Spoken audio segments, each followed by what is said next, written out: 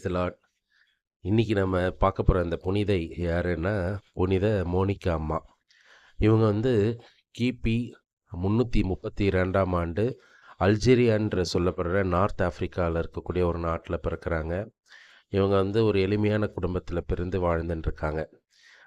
ரொம்ப நல்ல பெண்மணியா வாழ்ந்துட்டுருக்காங்க. சிறிய வயதிலேருந்தே கிறிஸ்துவத்தின் மேல அதிக பக்தி உள்ள ஒரு பெண். இந்த மாரி வாழ்ந்துட்டுருக்கும்போது, இவங்களோட இளமை வயசுல பட்ரீஷியஸ்ன்னு சொல்லக்கூடிய ஒருத்தவருக்கு இவர திருமணம் பண்ணி வைக்கிறாங்க. அந்த பட்ரீஷியஸ் யாருன்னா, அவர் இந்த பாகனிசம்னு சொல்லக்கூடிய தப்பறைகளை பரப்பக்கூடிய அந்த இதில வந்து இருக்கக்கூடிய ஒரு நபர். ஸோ அந்த பட்ரீஷியஸை வந்து இவங்க கல்யாணம் பண்ணுறாங்க. கல்யாணம் பண்ணி பலவிதமான கொடுமைகள் அனுபவிக்கிறாங்க. ஏன்னா இவங்களோட மதம் வேற, அவரோட மதம் வேற, இவங்களோட கொள்கைகள் வேற, அவரோட கொள்கைகள் வேற. அது 2 பேருக்கும் அண்டர்ஸ்டாண்டிங் வரல. ஆனாலும் அவர் வந்து இவங்கள ரொம்ப காயப்படுத்துறாரு. மனதளவுல, உடல் அளவுல, உளவியல் அளவுல ரொம்ப கஷ்டப்படுத்துறாரு. இருந்தாலும் அதை சகிச்சு ஆண்டவருக்கு ஒப்பு கொடுத்து அவங்க வாழ்ந்துட்டுருக்காங்க. இந்த மாதிரி வாழ்ந்துட்டுருக்கும்போது இவங்களுக்கு 3 குழந்தைகள் பிறக்குது. அதில் மூத்தவர் தான் வந்து புனித அகஸ்தீனார். 2வது ஒரு மகன், 3வது ஒரு பெண் குழந்தை பிறக்குது. இந்த மாதிரி இவங்க வந்து வாழ்ந்துட்டு இருக்கும்போது இவர் ரொம்ப உருக்கமாக வந்து அந்த கணவருக்காக ஜெபம் பண்ணுறாங்க. ஜெபம் பண்ணிகிட்டு இருக்கும்போது ஒரு முறை வந்து இந்த அகஸ்தீனாருக்கு ரொம்ப உடல்நிலை பாதிக்கப்பட்டு இறக்குற அளவுக்கு போயிடுறாரு. அந்த நேரத்தில் வந்து இவங்க போய் கெஞ்சி மன்றாடுறாங்க, நம்ம ஞானஸ்தானம் கொடுப்போம், அந்த மாதிரி ஞானஸ்தானம் கொடுத்தா இந்த குழந்தை பிழைக்கிறதுக்கு வாய்ப்பு இருக்குது அப்படின்னு சொன்னதும் இவர் ஓகேன்னு சொல்கிறாரு. இவங்களும் வந்து ஞானஸ்தானம் கொடுத்து ஒரு கிறிஸ்தவராக மாற்றி அகஸ்டின்னு சொல்லி பேர் வைக்கிறாங்க. வைக்கும்போது அவர் வந்து கொஞ்ச நாள் இவர் குணமானதும் அவர் உடனே குணமாக்குறாரு. குணமான உடனே அந்த அவங்க அப்பா வந்து என்ன பண்ணுறாருன்னா, அந்த பட்ரீஷியஸ் வந்து திரும்பி அந்த கிறிஸ்தவத்திலேருந்து விட்ரா பண்ணி, அதெல்லாம் ஒன்றும் தேவை கிடையாது அப்படின்னு சொல்கிறாரு. அவர் பலவிதமான தவறுகளை செய்யக்கூடிய ஒரு நபராக இருக்கிறாரு. இந்த நேரத்தில் வந்து அகஸ்டினை வந்து படிக்கிறதுக்காக இட்டாலிக்கு அனுப்புகிறாங்க, மிலான்ற ஊருக்கு. அங்கே போய் அவர் படிக்கிறாரு. படிக்கும்போது அவர் அங்கே ஏற்பட்ட பழக்க வழக்கங்களின் மூலம் வந்து அவர் வந்து ஒரு புதுவிதமான உரு ஒரு மதம் உருவாகுது. அது பேர் வந்து மனிச்சேஷியன் சொல்லக்கூடிய ஒரு மதம். அந்த மதத்தில் போய் சேர்றாரு. சேர்ந்து அந்த கொள்கைகளும் அதுவும் கிறிஸ்துவத்துக்கு எதிரான கொள்கைகள் உள்ள ஒரு மதம்.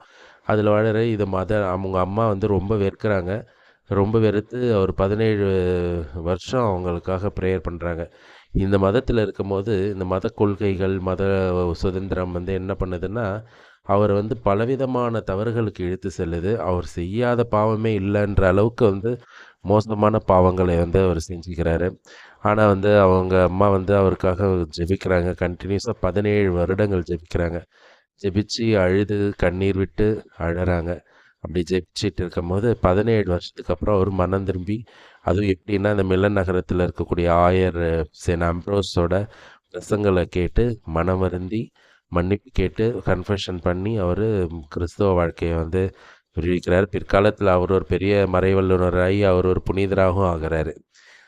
இந்த புனிதையோட மிகப்பெரிய சாதனையாக கருதப்படுறது என்னென்னா, ஒரு மகனுக்காகவும் ஒரு கூடவே இருக்கிற கணவருக்காகவும் ஜெபம் பண்ணி கணவரையும் நல்ல நிலைமைக்கு திருப்பினார். கணவரோட பாவங்களை எல்லாம் விட வச்சார். அவர் குடிக்கிறதை நிறுத்தினார். அவரை கிறிஸ்தவராக மாற்றினார்.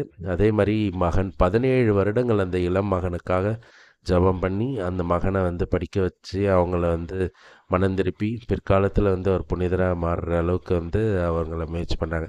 இந்த மகன் ஞானஸ்தானம் பெற்று ஒரு 6 மாதம் வரைக்கும் அவங்க கூட அவங்க சந்தோஷமாக வாழ்ந்துட்டுருக்காங்க இட்டாலியில். அதுக்கப்புறம் இட்டாலியிலேருந்து அல்ஜீரியாவுக்கு, அதாவது நார்த் ஆஃப்ரிக்கா கிளம்புறதுக்காக இவங்க கிளம்புற நேரம் பார்த்து உடல்நிலை பாதிக்கப்பட்டு அவங்களோட 55வது வயதில் வந்து அவங்க இறக்குறாங்க.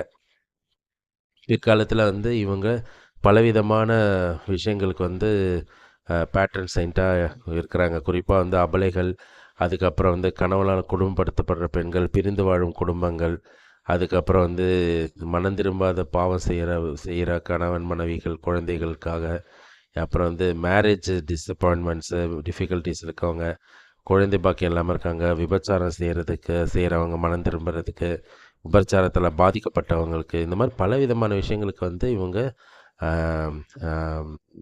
பேட்ரன் செயின்ட்டாக இருக்கிறாங்க. இவங்களோட கோயில் உலகம் முழுசும் பலவித இடங்களில் வந்து செலிப்ரேட் பண்ணப்படுது. இவங்களோட திருவிழா வந்து ஆகஸ்ட் மாதம் 27ஆம் தேதி கொண்டாடப்படுது. இவங்களுக்கு அடுத்த நாள் வந்து அவங்க மகனோட திருவிழா நடக்கும். வழக்கமாக முன்னாடி பின்னாடி கண்டினியூஸாக நடக்கும்.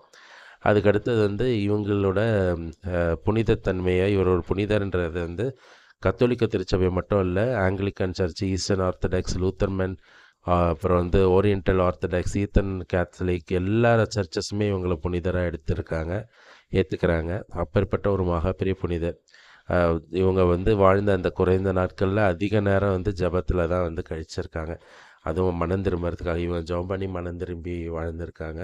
இப்போ இவங்கள வந்து இவங்க கப்பலுக்காக வெயிட் பண்ணிட்டு இருந்த அந்த நேரத்தில் அவங்க இறந்ததுனால அவங்க அம்மாவை வந்து நீ என்ன எங்கே வேணாலும் புதைக்கலாம், அதை பற்றி நீ சிரமப்படாதன்னு சொல்லிட்டு இறக்குறாங்க.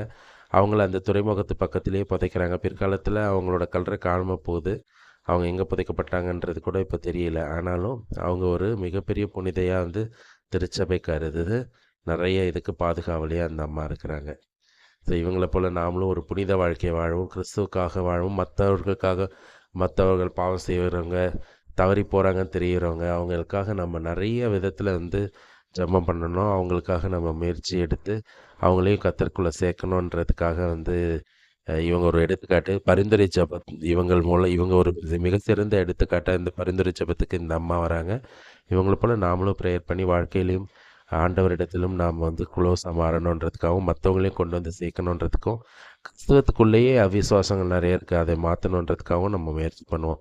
இந்த வீடியோ எல்லாருக்கும் ஷேர் பண்ணுங்கள், நிறைய பேரை பார்க்க சொல்லுங்கள். உங்களுக்கு தெரிஞ்சவங்களுக்கெல்லாம் இதை வந்து சப்ஸ்கிரைப் பண்ண சொல்லி பார்க்க சொல்லுங்கள். ப்ரைஸ் தி லார்ட்.